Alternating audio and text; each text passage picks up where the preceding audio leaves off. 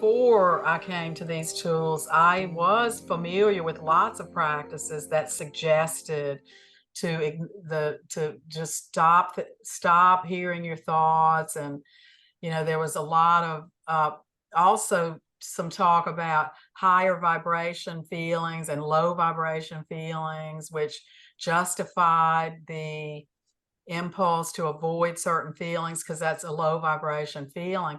But that's not what we do. We don't we don't label feelings as being low or high vibration, and we don't suggest to avoid any of the feelings or the thoughts. So we're going right into it, right? So yeah, Julie, what were you going to say? Yes, I was about to say I love the tantric approach. So my approach is full on in meeting it.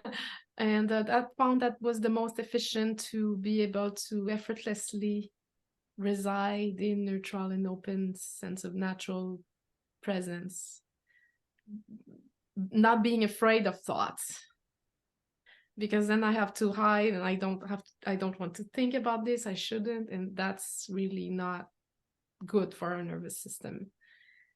And what I experience in myself, that why I'm passionate about these tools, is that in my own direct experience, for example, there was a situation where I would feel very judgmental, very angry, and I was listening to a coaching session as a group, not in this context right now, but in another context while I was learning a year back.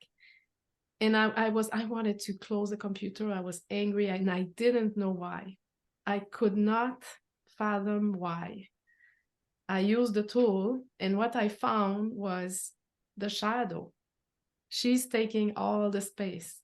That was am I allowed to take my space? And my body was saying, no, stay small, stay small. And she's too big. That was the shadow, but I couldn't find it without the tool. I was just feeling angry.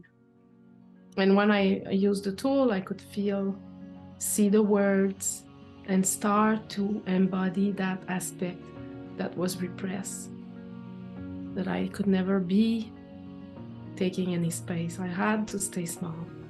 And that took time to change. So it's to balance it. Now I can take my space. I can also allow others to have their space without judgment and anger.